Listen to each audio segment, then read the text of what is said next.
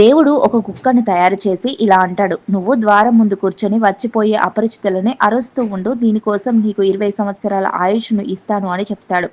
అప్పుడు ఆ కుక్క, నేను 20 ఏళ్ల పాటు ఎలా అరుస్తూ ఉండగలను, నాకు కేవలం 10 సంవత్సరాలు మాత్రమే చాలు అని అంటుంది. దానికి దేవుడు సరేనని తదాస్తు అని దీవిస్తాడు. ఆ తర్వాత దేవుడు కోతిని తయారు చేసి, నువ్వు నీ కోతి చేష్టలతో భూమి మీద మనుషులందరినీ సంతోషపెట్టు, దీనికోసం 20 సంవత్సరాల ఆయుష్ను ఇస్తాను అని చెబుతాడు. దానికి ఆ కోతి 20 సంవత్సరాల పాటు కోతి పనులు చేస్తూ ఎలా ఉండగలను, నాకు కేవలం 10 సంవత్సరాలు మాత్రమే చాలు అని అంటుంది. సరే తదాస్తు అని అంటాడు. ఆ తర్వాత దేవుడు ఆవును తయారు చేసి, నువ్వు వెళ్ళి మనుషులకు సహాయం చేసి పిల్లలకు పాలివ్వు, దీనికోసం నీకు 60 సంవత్సరాల ఆయుష్ ఇస్తాను అని చెబుతాడు. దానికి ఆవు, 60 సంవత్సరాల పాటు చాకిరీ చేయడం నా వల్ల కాదు, నేను చెయ్యలేను స్వామి, నాకు కేవలం 20 ఏళ్ళు చాలు అని అంటుంది.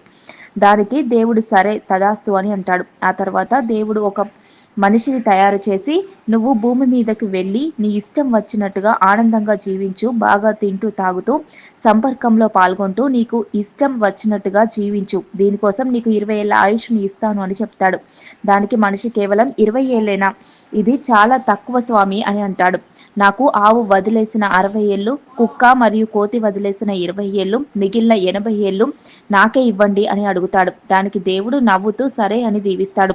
ఈ విధంగా మనిషి మొదటి 20 ఏళ్ళు ఆడుతూ పాడుతూ ఇష్టం వచ్చినట్లు గడుపుతాడు. ఆ తర్వాత 40 ఏళ్ల ఆవులాగా గొడ్డు చాకిరీ చేస్తారు. ఆ తర్వాత 10 ఏళ్ళు ముసలి కోతి వేషాలు వేస్తూ పిల్లల్ని ఆడిస్తారు. ఇంకా వయసు మళ్ళాక కుక్కలాంటి ఇంటి ముందు కూర్చొని వచ్చిపోయే వాళ్ళని అరుస్తూ ఎప్పుడూ గుణకుతూ జీవిస్తారు.